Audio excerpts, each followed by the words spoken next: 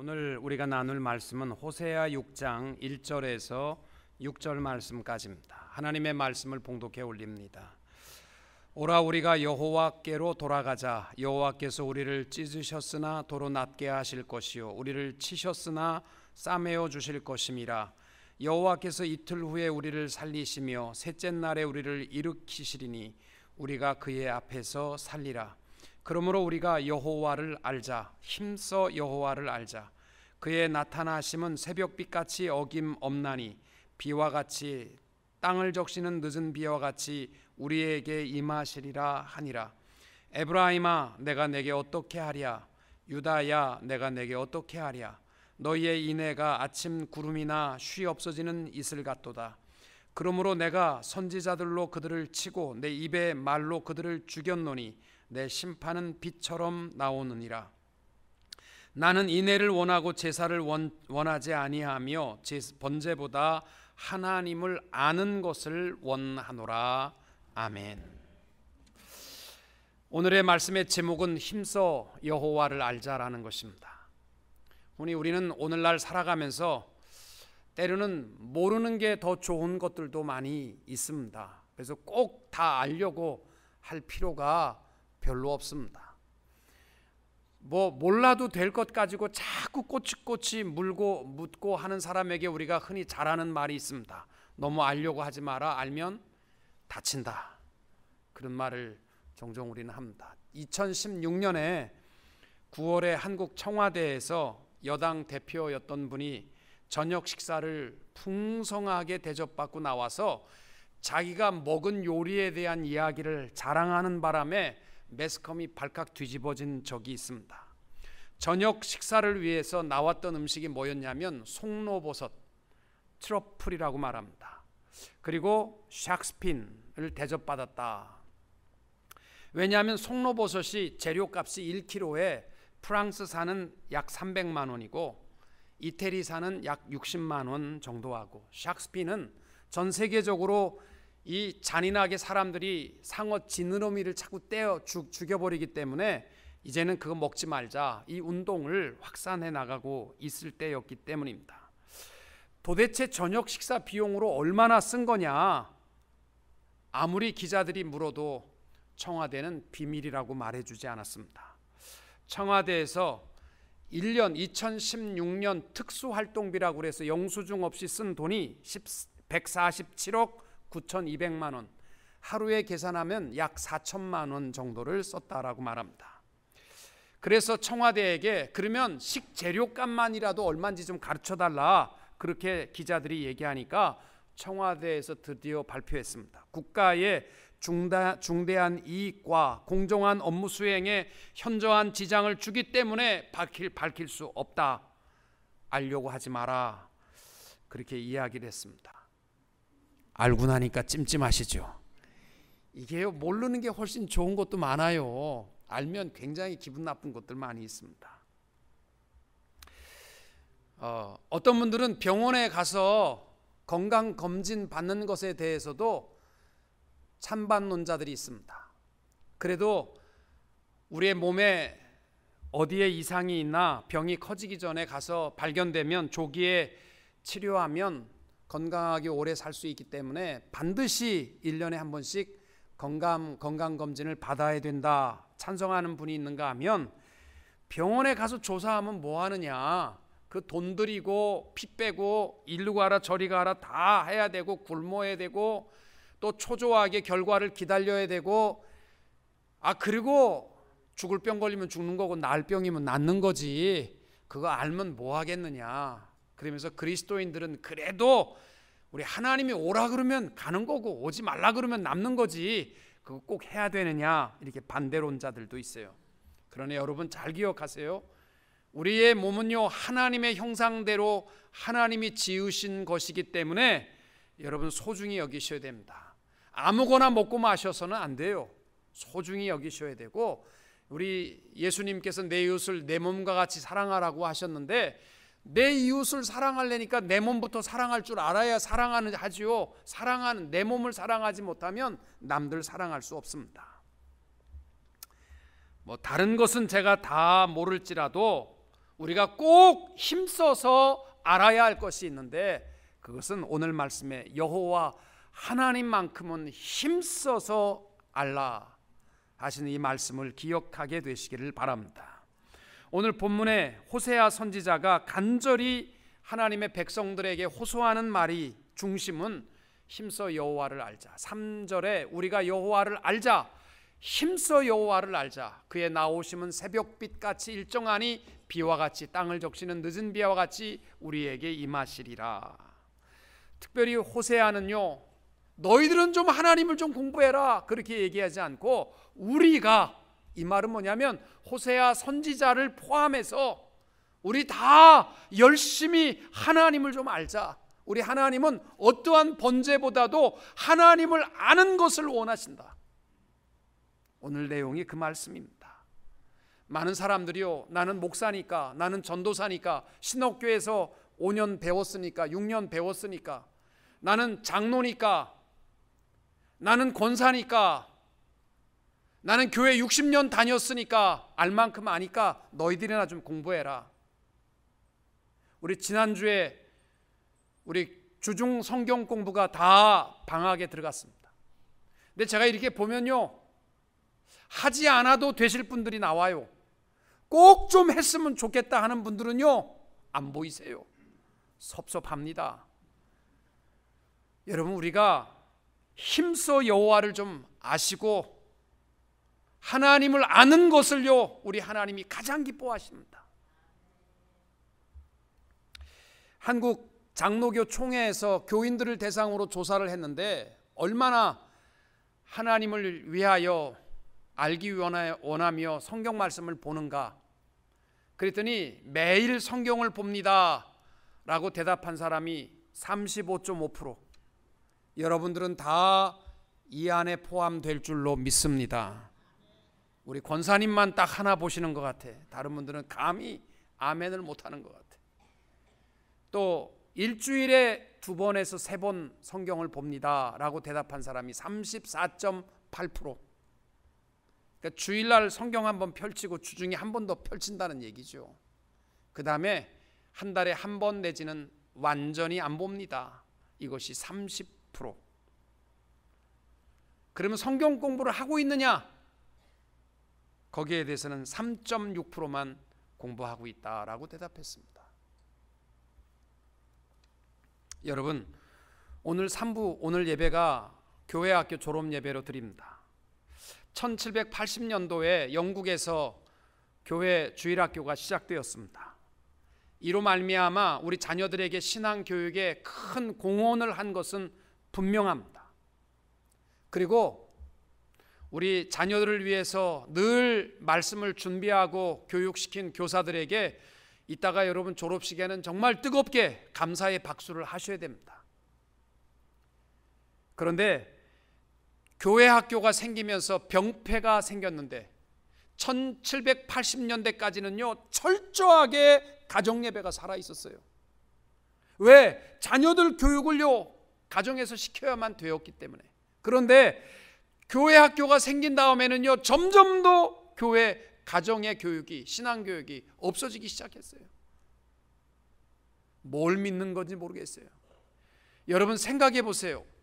168시간, 일주일을 시간을 따지면 168시간입니다. 그 중에 1시간 딱 교회 학교에 보내서 예배 40분, 성경 공부 20분, 그렇게 하고 아이들이 신앙교육이 잘 되었다, 완전하다라고 생각하십니까? 착각이십니다. 신앙교육은 부모들이 시켜야 되고, 예수 그리스도를 알리기 위하여 힘쓰셔야 되고, 예수를 증거하려면 부모들도 좀 공부하셔야 돼요. 제가 저 사진을 보면서 느낀 것이 있는데, 교인들이요 누구 신앙을 담느냐면요 다 부모 신앙 담게 돼 있어요.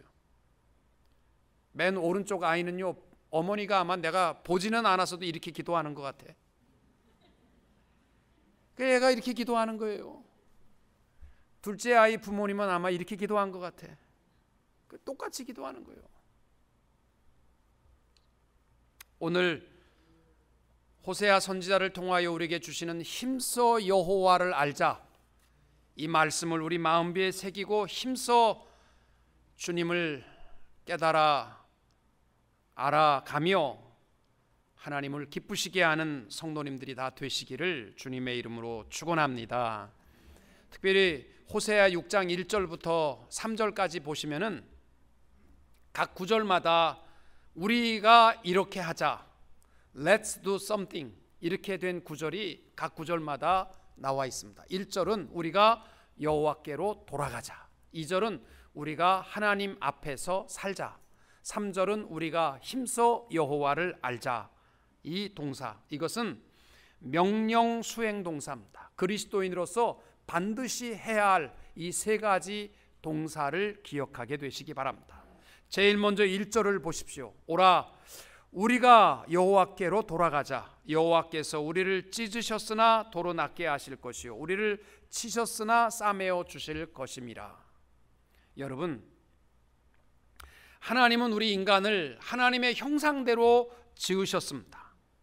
그리고 하나님의 형상을 가진 자들은 하나님을 떠나면 떠날수록, 멀리 떠날수록 고통과 괴로움과 절망을 겪지 않을 수 없는 존재로 만드셨습니다. 여러분, 한번 하나님을 떠나보세요. 죄악 가운데 더 깊이 빠져보세요. 세상의 쾌락에 더 빠져보세요. 행복한가? 인생은 더 절망적이고 양심은 더 괴롭고 잠 못 자고 평안을 빼앗기고 스스로 지옥과 같은 인생을 살아갈 수밖에 없을 것입니다. 여러분, 구약 성경을 많은 사람들이 어렵다고 하는데 구약 성경의 내용이 뭐예요? 하나님이 이스라엘 백성들을 택하셔서 특별히 사랑하시고 보호하시고 축복해 주십니다. 그러면 이스라엘 백성들이 풍요로우면 하나님을 잃어버리고 다 하나님으로부터 멀어지게 됩니다. 그러면 바벨론의 포로가 되기도 하고 아수르의 포로가 되기도 하고 애굽의 종으로도 잡혀갑니다. 그 절망과 고통 속에 이스라엘 백성들은 깨닫습니다. 아, 내가 하나님으로부터 너무 멀리 왔구나. 그래서 하나님 앞에 고통을 부르짖으면서 하나님 앞으로 돌아서게 되면 하나님이 회복시켜 주시는 것, 이게 구약 성경의 역사입니다. 성경의 내용의 핵심이 뭐예요? 성경의 가장 핵심은, 주제는 돌아오랍니다. 돌아오라. 성경의 내용을 제가 정리하면 이런 내용이에요. 하나님께서 온 우주 만물과 인간을 창조하셨고 사람과 교제하기를 기뻐하셨습니다. 그런데 사람들이 하나님을 배반하고 불순종하고 죄 가운데 거함으로 하나님의 동산에서 떠났습니다. 하나님은 배반하고 떠난 인간이 돌아오기를 기다리고 돌아오기만을 계획하셨습니다. 그래 인간들은 하나님을 떠나서 자기 방법대로 행복과 평안과 기쁨을 추구해 보지만 모든 것이 헛된 수고뿐입니다. 하나님께서는 그들을 돌이키게 하기 위하여 예언자들을 보내시고 선지자들을 보내어 주었지만 그들은 귀등에도 듣지 않습니다. 그래서 하나님께서는 독생자 예수 그리스도를 보내어 주셔서 그들로 하여금 돌아오게 하려고 했지만 사람들은 그를 십자가에 달려 죽게 했습니다. 하나님을 떠난 인생들, 좌절과 실패와 허덕임과 절망과 결핍과 분노, 이러한 단어들은요, 하나님을 떠난 자의 삶의 증상들입니다. 하나님은 이제 철저한 심판을 앞에 두고 지금도 돌아오기만을 기다리고 계십니다. 누구든지 돌아오는 자에게 구원의 축복을 베푸시며 영원히 썩지 아니할 영원한 생명을 허락하시고 하나님의 자녀가 되는, 하나님의 자녀라 일컬음을 받게 하는 축복을 주시는 줄로 믿습니다. 아멘. 여러분, 성경을 하도 안 읽어서 제가 썸머리에서 성경이 이런 내용입니다 라고 말씀해 주는 거예요. 누가복음 17장에 보면 잘 아는 우리 탕자의 비유의 이야기가 나옵니다. 그 둘째 아들이 부모의 유산을 받아서 행복은 멀리 있는 줄 알았거든요. 그래서 자기 힘으로 뭔가 행복과 쾌락을 추구하게 하기 위해서 아버지 집을 떠났는데, 떠나는 순간부터 계속 찾아오는 것은 괴로움과 고통과 배고픔과 절망입니다. 이렇게 살아야 되나 죽어야 되나, 내가 이렇게 굶느니 차라리 아버지 집으로 돌아가야 되겠다. 그리고 그가 거지의 모양으로 아버지 집으로 돌아와 고백합니다. 나는 아버지의 아들이라 일컬음을 감당치 못하겠나이다. 나를 품꾼의 하나로 써주세요.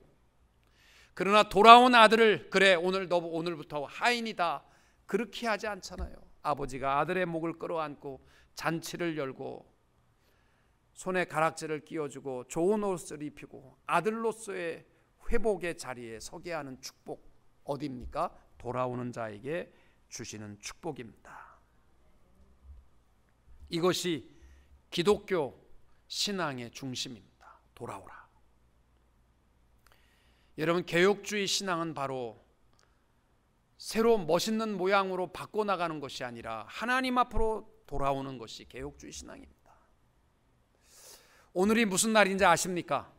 오늘이 2017년 6월 25일 6.25 동란 67주년이 되는 날입니다. 이제 3년 후면 70년이 차게 됩니다. 지금도 북한 정권은 핵무기 제조에 혈안이 되어서 목숨 걸고 있습니다. 엊그저께 목회자들에게 기도를 부탁하는 이 북한의 연구기관에서 기도 부탁 내용이 편지가 와서 읽어보았습니다. 북한은 지금도 핵시설, 지하 갱도를 만들기 위해서 원자폭탄의 피해 이런 건 생각도 안 하고요. 사람들을 무방비 상태로 이 지금 그 지하 갱도를 파고 있습니다. 거기에 동원되는 사람들이 누구냐면 북한의 정치범 수용소에 갇혀 있는 기독교인들이 대부분이랍니다. 그리고 그들은 원폭 피해에 완전히 노출된 채 작업을 하다 말고 급속히 죽어가고 있습니다. 그들이 기도하는 것이 있습니다. 하나님, 이 원자폭탄이 완성되어서 쏙 날아가고 미국이나 한국에 똥 떨어져서 다 죽게 하옵소서. 그게 아니잖아요. 하나님, 내가 죽어도 좋으니까 이 폭탄이 이 안에서 터져버리게 하옵소서. 북한의 모든 계획이 다 깨어져 버리게 하옵소서. 목숨 걸고 남한 동포들을 위하여, 교회를 위하여 기도하고 있습니다. 우리 기도 제목은요, 잘 먹고 잘 살고 편안하고 조금 안 돼가지고 절망하고 하나님이 계시는지 안 계시는지 그러지 말고 기도 좀 해달라는 겁니다. 이제 우리들도 원폭 안에 다 우리도 죽어도 좋으니까 이곳에서 터지게 하옵소서 했는데, 우리 십자가 짊어지고 복음의 통일을 이룰 때까지 내 동족에게 나아가 복음을 전할 수 있도록 좀 기도가 하나님 앞으로 돌아설 수 있게 되시기를 축복합니다. 두 번째로 2절에 보면 호세아가 외치는 것은 여호와께서 이틀 후에 우리를 살리시며 셋째 날에 우리를 일으키시리니 우리가 그의 앞에서 살리라. 그의 앞에서 살리라 라는 말도요, 엄밀히 말하면 긍정문이 아니고 강한 명령 동사입니다. 우리가 그 앞에서 살자. 하나님 앞에서 살아가는 신앙이 뭐냐면 코람데오의 신앙입니다. 사람들은요, 이것을 행할까 말 것인가, 먹을까 말 것인가의 모든 기준을 세울 때 세 가지 부류의 사람이 있어요. 모든 기준을 나에게 두고 살아가는 사람이 있습니다. 내가 괜찮으면, 내가 좋으면 하는 겁니다. 남은 상관하지 않고 살아가는 사람들, 아나무인이라고 부르기도 하고, 지나치게 되면 독단주의요, 이기주의에 빠집니다. 두 번째 부류는 사회를 의식하고 결정하고 따르는 사람들입니다. 내가 하고 싶어도 사람들의 눈동자를 의식하고 살아가며, 내가 아무리 하고 싶어도 남에게 덕이 되지 아니하면, 또 욕먹을 일이라면 하지 않고 살아가는 사람들, 훨씬 더 신사적인 사람들입니다. 그러나 이것이 지나치게 되면 외식주의에 빠지기 쉽습니다. 삶의 기준을 신전의식을 가지고 살아가는 사람들이 있습니다. 아무도 보는 사람 없어도 우리는 하나님의 불꽃과 같은 눈동자 앞에서 살아가고 있음을 기억하고 살아가는 사람들, 이것이 그리스도인들입니다. 여러분, 지금 우리 자녀들이요, 오늘 고등부도 졸업하지만 고등부 졸업하는 학생들, 부모님들도 잘 들으세요.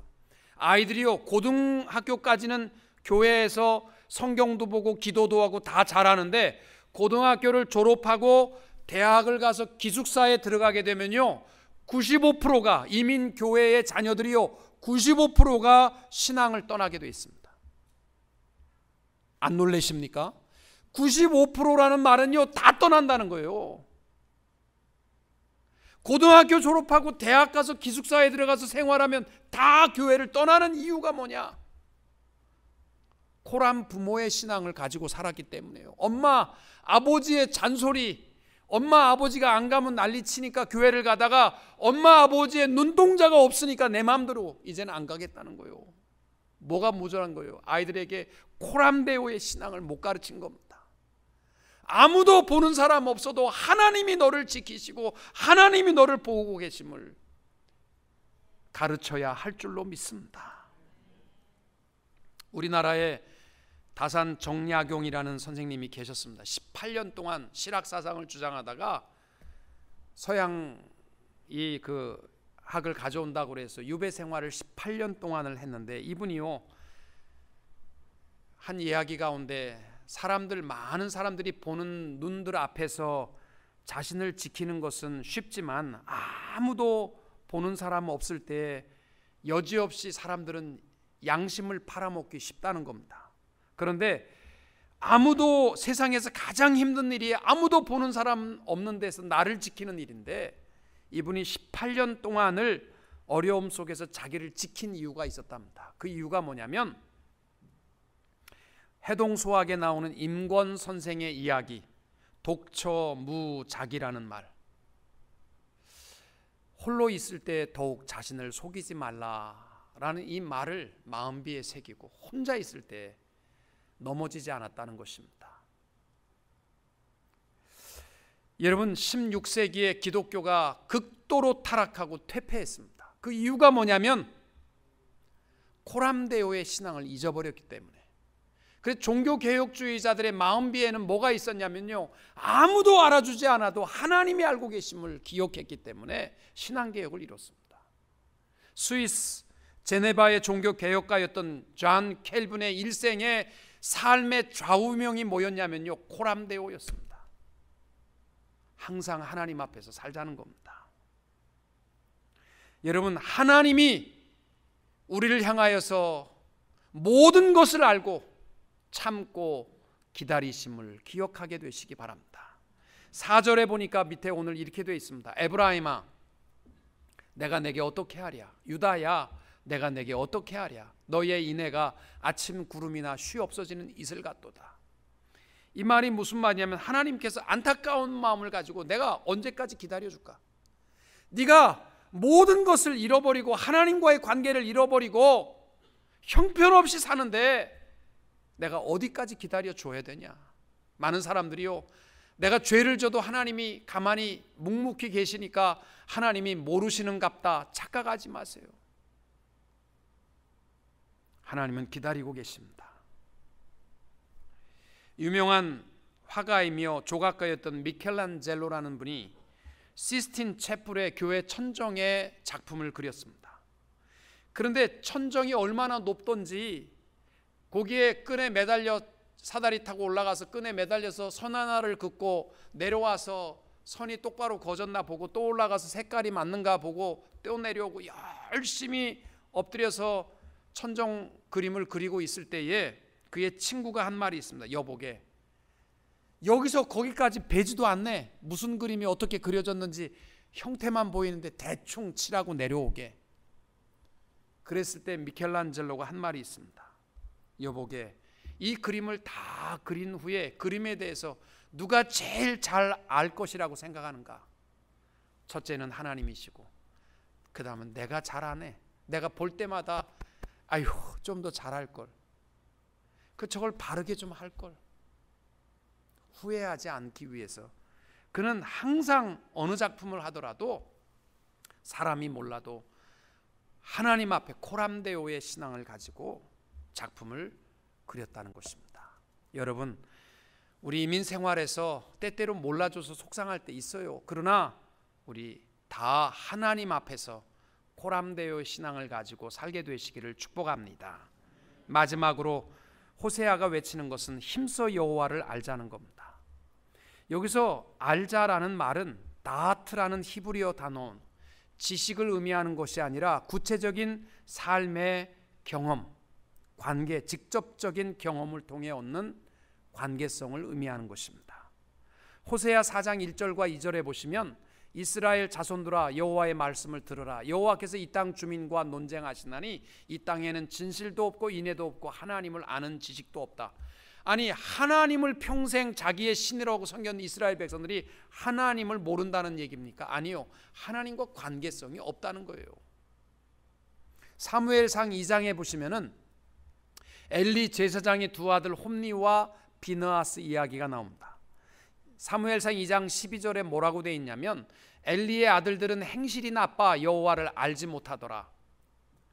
아니, 제사장이에요. 혈통 계대를 이어 오늘날로 말하면 목사입니다. 근데 하나님이 볼 때 그들은 하나님을 모른다라고 얘기하고 있습니다. 세상에 하나님에 대한 지식이 없었을까요? 하나님과의 관계성이 아무것도 없다는 거예요. 너는 너고 나는 나예요. 여러분, 오늘날 우리가 하나님을 안다라고 얘기하면서 내 인생 내 힘으로 살아간다고 생각하시면 하나님 모르는 사람 맞습니다. 오늘 여러분 주보에 보시면은 제가 신학자 제임스 패커의 노인 갓에 나오는 하나님을 아는 지식이라는 책에서 하나님을 안다는 게 도대체 뭐냐, 내가 정말 하나님 아는 거 맞는가, 그 기준 4가지를 기록해 놨습니다. 내가 정말 하나님을 아는 거 맞는가 점검해 보시기 바랍니다. 첫째는 열정. 하나님을 아는 사람들은 하나님을 향한 열정이 있다는 거예요. 다니엘서 11장 32절에 오직 자기 하나님을 아는 백성은 강하여 용맹을 발하리라. 도대체 하나님을 믿는 건지 안 믿는 건지, 한 주는 나왔다 한 주는 빠졌다, 그 다음 주엔 여행 갔다, 그 다음 주엔 쉬었다가 그 다음 주엔 아팠다가,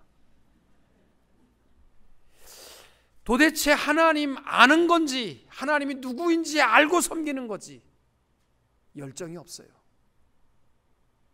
또 하나님을 아는 자에게 있는 것은 하나님에 대한 위대한 생각을 갖고 있다는 거예요.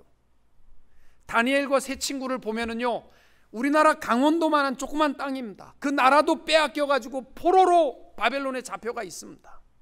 그럼에도 불구하고 그들은 전능하신 하나님을 향한 위대한 생각을 가지고 있었어요. 왜? 하나님을 알기 때문에. 여러분, 우리 그리스도인들이요, 환경 때문에 절망한다면 하나님 모르는 사람입니다. 하나님을 아신다면 위대한 생각을 항상 품게 되시기 바랍니다. 세 번째, 하나님을 안다는 것은 하나님을 위한 담대함이 있다는 거예요.